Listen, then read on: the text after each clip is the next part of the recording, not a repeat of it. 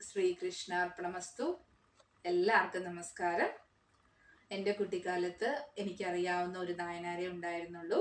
കണ്ണപ്പ നായനാരായിരുന്നു അത്. ആ ശിവഭക്തനിലൂടെ കുറച്ചു നേരം സഞ്ചരിക്കാം. പൊട്ടാപ്പി നാട്ടിലെ ഉടുപ്പൂരിലെ വേട്ടക്കാരുടെ രാജാവായിരുന്നു നാഗൻ. ഭാര്യയുടെ പേര് തത്തായി എന്നായിരുന്നു. അവർ മുരുകഭക്തന്മാരായിരുന്നു. ഭഗവാന്റെ അനുഗ്രഹത്താൽ വളരെ കാലത്തിന് ശേഷം അവർക്കൊരു ആൺകുഞ്ഞ് ജനിച്ചു. നല്ല ഭാരമുള്ളത് കൊണ്ട് കുഞ്ഞിന് തിന്നനാർ എന്ന് പേരിട്ടു. വേട്ടക്കാരുടെ വിദ്യാഭ്യാസമെല്ലാം തിന്നനാർ വേഗം സ്വായത്തമാക്കി. ചെറുപ്പത്തിൽ തന്നെ പിതാവ് മകനെ രാജാവായി വാഴിച്ചു. വേട്ടക്കാരനാണെങ്കിലും ധാർമ്മികതയ്ക്ക് പ്രാധാന്യം കൊടുത്തു. അതായത് കുട്ടികൾ, രോഗികൾ, സ്ത്രീകൾ തുടങ്ങിയ മൃഗങ്ങളെ കൊല്ലാൻ തയ്യാറായിരുന്നില്ല. അതിനകം തന്നെ കാമ, ക്രോധ, മത മാത്സര്യത്തിൽ നിന്നും അദ്ദേഹം വിമുക്തനായിരുന്നു. ഒരു ദിവസം പന്നിയെ വേട്ടയാടി കൊന്നു. നന്നൻ, കടൻ തുടങ്ങിയ പേരുള്ള 2 കൂട്ടുകാരും ഉണ്ടായിരുന്നു. കാളഹസ്തി കുന്നിൻ ഒരു കൊമ്പുള്ള ദൈവം ഉണ്ടെന്ന് കേട്ട് തിന്നൻ മല കയറാൻ തുടങ്ങി. കൂടെ നന്നനും ഉണ്ടായിരുന്നു. കടൻ താഴെ ഇരുന്ന് പന്നിയിറച്ചി പാചകം ചെയ്തു. കുന്നു കയറാൻ തുടങ്ങിയപ്പോൾ നന്നന് വല്ലാത്തൊരു മാറ്റം ശരീരത്തിന് അനുഭവപ്പെടുന്നതായി തോന്നി. വലിയൊരു ഭാരം ഇറങ്ങുന്നതായി തോന്നി. തിന്നനാരുടെ ശരീരബോധം തന്നെ നഷ്ടപ്പെട്ടു. ഒരു ശിവലിംഗം കാണാനിടയായി. കണ്ണിൽ നിന്ന് ധാരധാരയായി വെള്ളമൊഴുകി. പറഞ്ഞറിയിക്കാനാവാത്ത ഒരു അനുഭൂതി തിന്നനാർക്ക് അനുഭവപ്പെട്ടു. ഭഗവാൻ ഒറ്റയ്ക്ക് ഇരിക്കുകയാണെന്നും ഭഗവാനെ വിട്ട് എങ്ങോട്ടുമില്ലെന്നും തീരുമാനിച്ചു. ഭഗവാന് ഭക്ഷണവും വെള്ളവും വേണമെന്ന് കരുതി കുന്നിന്റെ താഴെ ഇറങ്ങി. പന്നിയുടെ നല്ല മാംസം നോക്കി ശേഖരിച്ചു. വായിൽ വെള്ളവും തലയിൽ പൂക്കളും ശേഖരിച്ചു.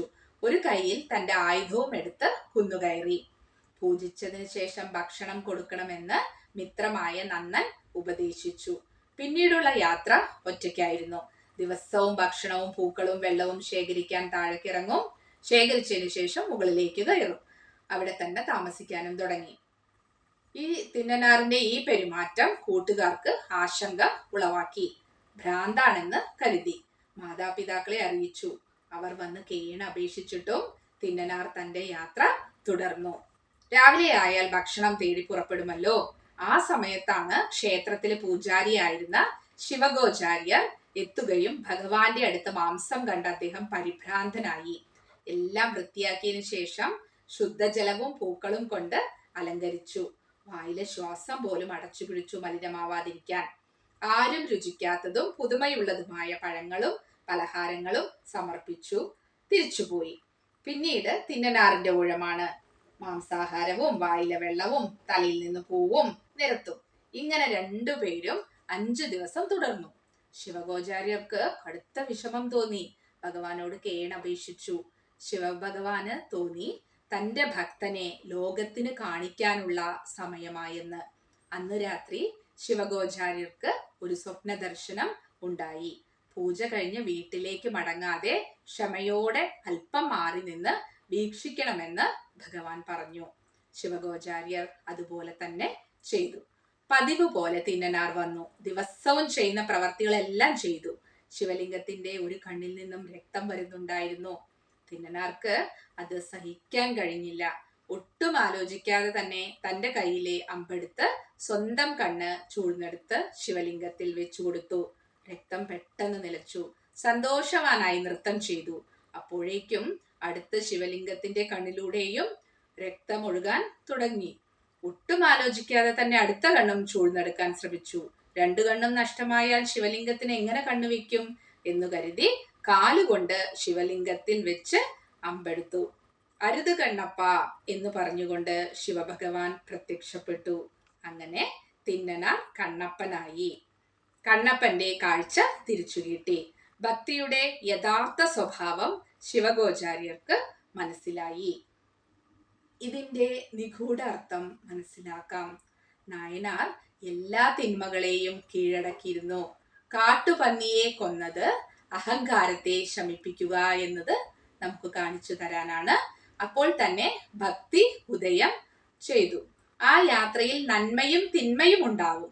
അത് കാണിക്കാനാണ് 2 കൂട്ടുകാർ നന്നൻ, കടൻ നന്നൻ നന്മയുടെ പര്യായവും കടൻ തിന്മയുടെ പര്യായവുമാണ്.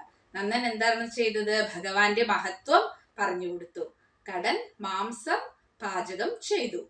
മാതാപിതാക്കൾ ലൗകികതയെ കാണിക്കാനാണ്. ഭക്തിയുടെ യാത്രയിൽ ലൗകികത കാണിച്ച് തിരിച്ചു വിളിക്കാൻ ശ്രമിച്ചു. പക്ഷേ ഒരു തിരിച്ചുപോക്ക് ഉണ്ടായില്ല. തിന്നനാർ ഭഗവാന്റെ മുന്നിലിരുന്നപ്പോൾ പുരോഹിതനോട് ഭഗവാൻ പിന്നിൽ ഒളിക്കാൻ പറഞ്ഞു. ഇത് സൂചിപ്പിക്കുന്നത് യഥാർത്ഥ ഭക്തി എന്നത് വെറും ആചാരത്തെക്കാൾ വളരെ ഉയർന്നത് എന്ന് കാണിക്കാനാണ്. സ്വന്തം കണ്ണുകൾ ചൂഴ്ന്നെടുത്തത് പൂർണ്ണമായ ആത്മസമർപ്പണമാണ്. ഈ ആത്മസമർപ്പണത്തിലെത്താൻ നമുക്കും കഴിഞ്ഞാൽ ശിവലോകം പോകാൻ നമുക്കും കഴിയും. അതിനുവേണ്ടിയുള്ളതാവട്ടെ ജീവിതം എന്ന് പറഞ്ഞുകൊണ്ട് നിർത്തുന്നു. അടുത്ത നായനാരുമായി കാണാം. നന്ദി, നമസ്കാരം.